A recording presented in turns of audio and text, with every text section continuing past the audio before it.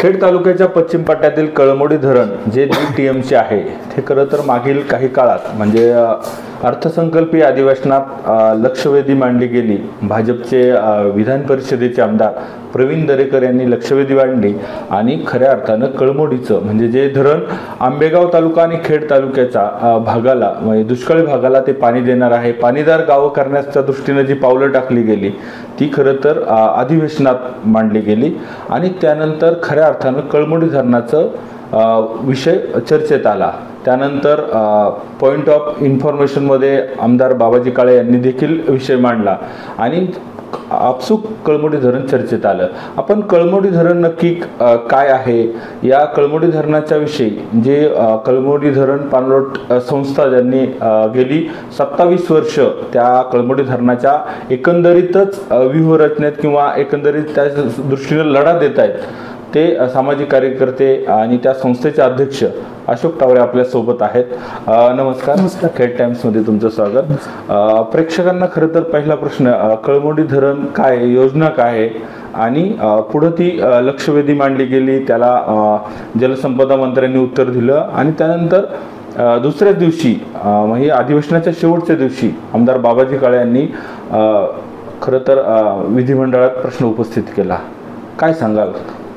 कळमोडी मध्यम प्रकल्प जो आहे 1997 साली भाजप सेना युतीचं शासन होतं, त्यावेळेस त्याची घोषणा झाली आणि त्यामध्ये आत्ताचे ज्येष्ठ आमदार व माजी मंत्री दिलीपराव वळसे पाटील यांचं मोठं योगदान होतं। 1997 साली ज्यावेळेस हा कळमोडी मध्यम प्रकल्प घोषित झाला तर त्यामध्ये कळमोडी धरण बांधणे जे खेड तालुक्यातील पश्चिम भागातील आरळा नदीवर बांधायचं होतं आणि दुसरं त्याच्यामध्ये सातगाव पठार भागामध्ये 9 कोल्हापूर पद्धतीचे बंधारे बांधणे आणि खेड तालुक्याच्या पश्चिम भागातील कडदे, मिरजेवाडी, पापळवाडी, रोकल भागातील 1625 हेक्टर क्षेत्र आणि सातगाव पठार भागातील कुरवंडीपासून तर पेठ पारगाव पर्यंत 3440 हेक्टर असं एकूण 5065 हेक्टर क्षेत्र यासाठी सातगाव पठार उपसा सिंचन योजना प्रस्तावित केली। ही योजना आहे कळमोडी? हो, ही कळमोडी धरणाची मूळ योजना।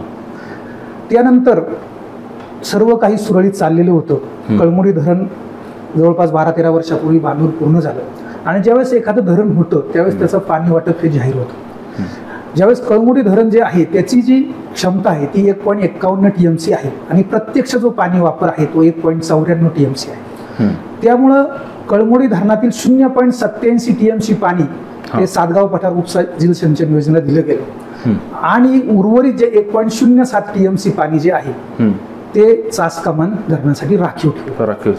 आता यामध्ये धरणाचा ज्यावेळेस पाणी वाटप जाहीर होतो आणि त्यानंतर ज्यावेळेस त्याच्यात बदल करायचा असतो तर त्यामध्ये फक्त शासनालाच अधिकार नसतात, त्याच्यामध्ये तांत्रिक समिती असते, त्याच्यानंतर MWRRA म्हणजे महाराष्ट्र जलसंपत्ती नियमन प्राधिकरण ह्या बाबी असतात आणि लोकप्रतिनिधी ज्यावेळेस असं म्हणतात की धरण आमच्या तालुक्यात आहे, पाणी आम्हालाच पाहिजे, तर याबाबत माझं असं स्पष्ट मत आहे की डोंगराळ भागामध्ये धरणं असतात आणि ज्यावेळेस मग एखादा सपाट भाग असतो तिथं तर सुद्धा सिंचनाला पाणी मिळावं लागतं।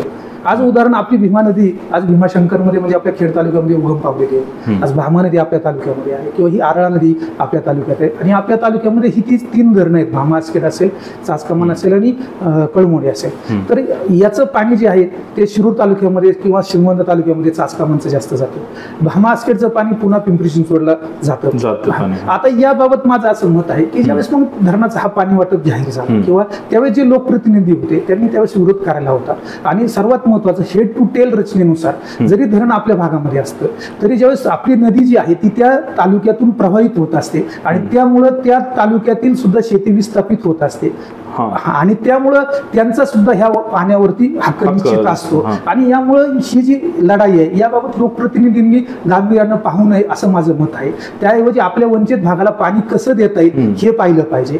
आज कळमोडी धरणाची जे आहे 1.07 TMC पाणी जे आहे तेवढंच नाही तर पूर्ण 1.94 TMC पाणी हे धरण बांधल्यापासून चासकमान धरणामध्ये सोडलं जातं।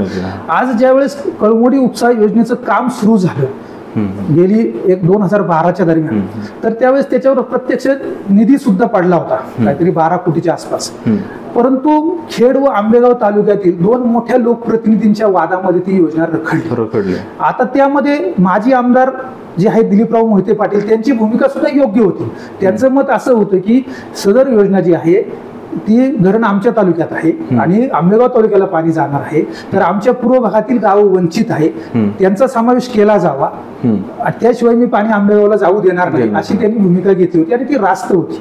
आणि त्यांच्या मागणीनुसार त्यांनी सुद्धा खूप पाठपुरावा केला. आम्ही सामाजिक कार्यकर्ते आहे, मी कळमोडी पाणलोट विकास संस्थेची स्थापना आम्ही यासाठी केली.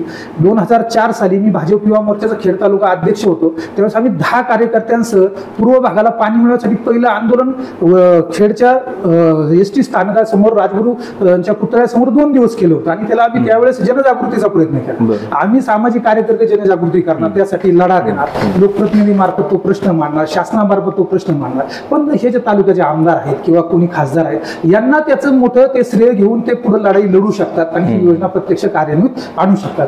आता राहिला प्रश्न लक्षवेधी बाबतचा, याबाबत आम्ही अनेक वेळा आंदोलन केलेली आहे. आज कळमोडी बाबत अनेक वेळा आमच्या माध्यमातून भाजपचे आमदार भाई गिरकर असतील, आताच्या सध्याच्या मंत्री मेघनाताई साकोरे बोर्डीकर असतील, मंत्री चंद्रकांतदादा पाटील असेल, यांनी सुद्धा 2022-23 मध्ये तारांकित प्रश्न उपस्थित केले होते आणि त्याबाबत सुद्धा वेळोवेळी लिखित उत्तरं आली होती. एवढंच नाही तर देवेंद्र फडणवीस साहेब ज्यावेळेस जलसंपदा मंत्री होते मागच्या टर्ममध्ये उपमुख्यमंत्री असताना, तर मी केलेल्या मागणीनुसार त्यांच्या निर्देशानुसार माझ्यासाठी जलसंपदा विभागाने मुख्य अभियंता असतील, कार्यकारी अभियंता असतील यांची बैठक सुद्धा पुण्यामध्ये कुमार पाटील साहेबांनी घेतली होती आणि त्यामध्ये त्यांनी स्पष्ट सांगितलं होतं की ही जी वाढीव गावं ही समाविष्ट केली जाणार आणि याबाबत माजी आमदार दिलीपराव मोहिते पाटील यांनी सुद्धा पुढाकार घेतला होता आणि त्यांच्या पुढाकाराने ऑगस्ट 2023 मध्ये उपमुख्यमंत्री अजितदादा पवारांनी बैठक घेतली होती आणि सर्व ह्या बैठकानंतर त्यामध्ये असं ठरलं की खेड तालुक्याच्या पश्चिम भागातील जी कुडे आणि एकलहरे ही 2 गाव आहेत त्यातील 305 हेक्टर क्षेत्र आणि कनेरसर पूर वरोडे वाबगाव येथील 1252 हेक्टर क्षेत्र असं एकूण 1557 हेक्टर क्षेत्र जे आहे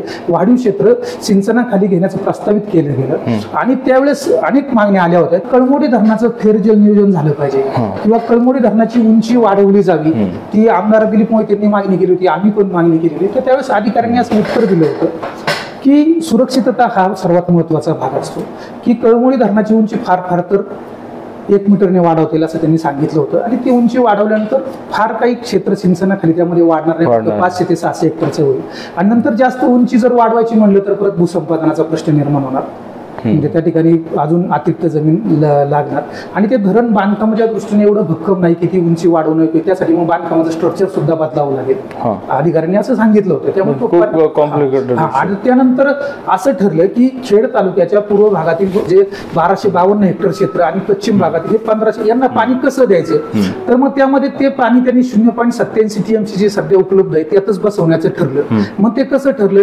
की हे जे पाणी जे आहे जे प्रवाही पद्धतीने जे दिलं जाणार होतं याच्यापासून पुरवंडीच्या म्हणजे पुरवंडीपर्यंत ते बोगद्यातून नेलं जाणार होतं आणि नंतर ते त्याऐवजी ते बंद नलिकेतून नेलं जाणार की त्यातून 30% पाण्याची बचत होणार.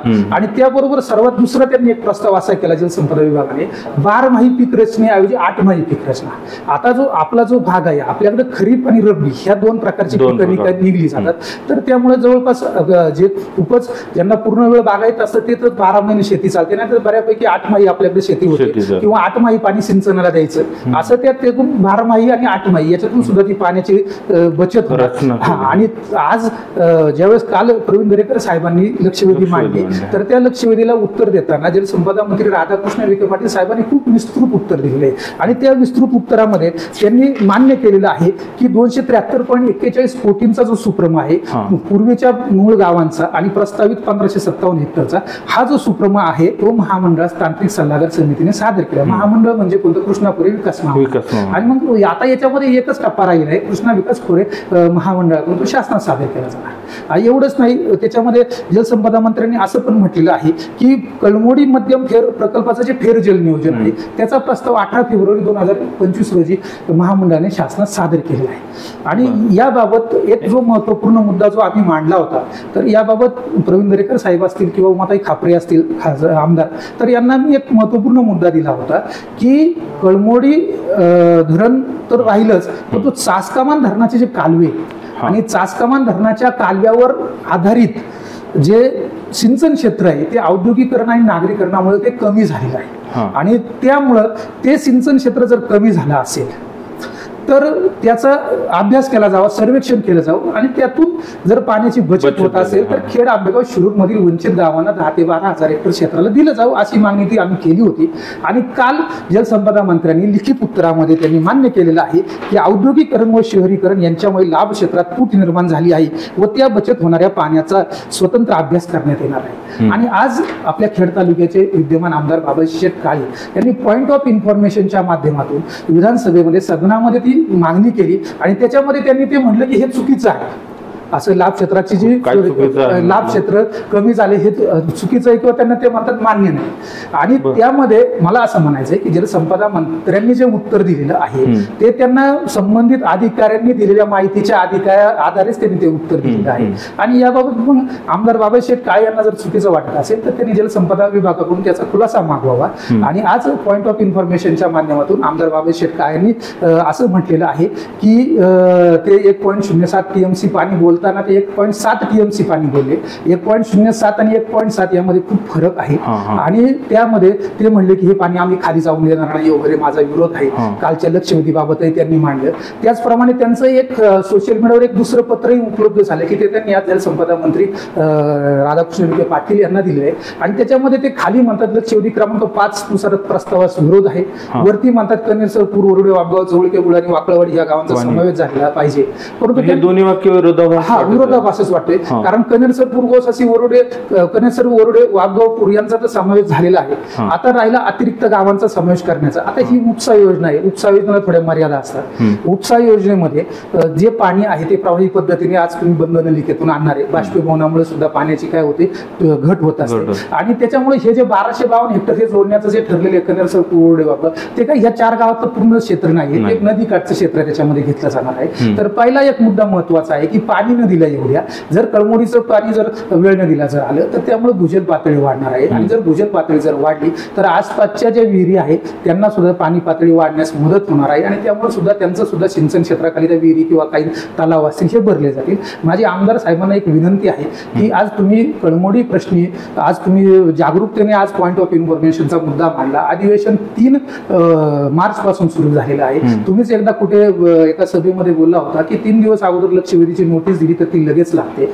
आज कळमोडी प्रश्न हा आपल्या तालुक्यातील आंबेगाव तालुक्यासाठी असेल किंवा आपल्या खेड तालुक्यासाठी हा खूप ज्वलंत प्रश्न आहे. त्यामुळे आम्हाला तुमच्याकडून अपेक्षा होती की तुम्ही ती लक्षवेधी लावाल. तुम्ही अनेकदा सभागृहामध्ये भाषणं केली, त्याच्यामध्ये असं वाटलं होतं की तुम्ही कळमोडी प्रश्नाबद्दल बोलणार असाल. आता मी एक तालुक्याचा नागरिक आहे. मी या कळमोडी प्रश्नी अनेक वर्ष हे केलेलं आहे. मी भाजपचा सक्रिय कार्यकर्ता आहे. त्यामुळे मी आमचे भाजपचे जे आमदार आहेत त्यांच्यापर्यंत हा प्रश्न नेला आणि तो प्रश्न त्यांनी सदनापर्यंत पोहोचवला आणि ती लक्षवेधी त्यांनी ती योग्य प्रकारे मांडली. मला वाटतं एवढी 5 मिनिटं आज कळमोडच्या इतिहासामध्ये पहिल्यांदा एवढी चर्चा झाली आणि विखे पाटील साहेबांनी त्याला समर्पक सर्व सविस्तर उत्तर दिलेलं आहे. आणि तुम्ही आज पॉइंट ऑफ इन्फॉर्मेशनच्या आधारे जो मुद्दा मांडता एक तालुक्याचे लोकप्रतिनिधी आमदार म्हणून तुम्ही तो मांडला त्याबद्दल मी तुम्हाला धन्यवाद देतो. परंतु हे करत असताना आमदार साहेब तुम्ही जो विरोध 1.07 TMC पाणी तुम्ही खाली जाऊ देणार नाही असं म्हणतात तो भाग हा पुढचा आहे.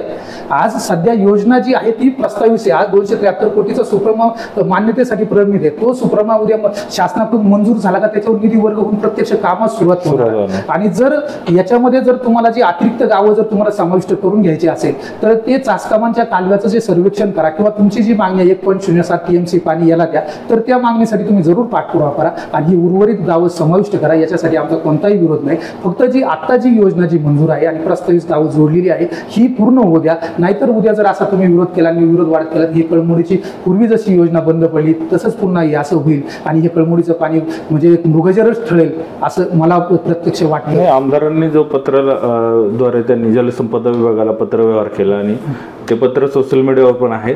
त्या विरोधानंतर मग आपल्या खेड तालुक्याच्या पूर्व भागाला पाणी पासून वंचित राहिला असं तुम्हाला वाटतंय? नाही, आमदारांनी त्याच्यामध्ये काय मागणी केलेली आहे की खेड तालुक्याच्या पूर्व भागातील सर्व गावांची त्यांनी नावं घेतली आहे. मग जवळके, बुद्रुक असेल, वाकळवाडी असेल, गुळाणी असेल, कनेरसर, पूर्वस असेल यांना पाणी द्यावं अशी त्यांची मागणी आहे. आणि त्यांनी ते लक्षवेधी क्रमांक 5 नुसारच्या प्रस्तावास विरोध म्हटलेला आहे. त्यांनी एक वाक्य तिथं ते म्हटलेलं आहे.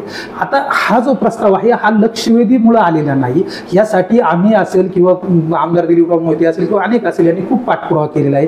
हे 2019 साली सुद्धा आमची गावं जी आहेत ती त्याच्यामध्ये समाविष्ट करून नंतर 2020 साली पुन्हा त्याची अंतिम मान्यता नाकारली होती. याच्यामध्ये खूप तांत्रिक बाबी सुद्धा असतात. आता आमदारांची जी मागणी आहे त्याबाबत त्यांनी तांत्रिक अभ्यास करून पाठपुरावा करावा. परंतु माझं असं म्हणणं आहे की ते एका बाजूला म्हणतात की मला ते खाली पाणी जाऊन द्यायचं नाही. जर त्यांना 1.07 TMC पाणीचे चाचकमान पुनर्भरणासाठी आहे ते जर त्यांना योजनेसाठी घ्यायचं आहे तर ती आनंदाची बाब आहे. त्याबाबत त्यांनी लढा द्यावा आणि ती गावं समाविष्ट केली तरी त्याच्यामध्ये पूर्व भागातील सर्व वंचित गावं समाविष्ट याचं आम्हालाही सर्वांना आनंदच आहे. फक्त त्यांनी आता जी योजना जी प्रस्तावित आहे ती होऊन द्यावी.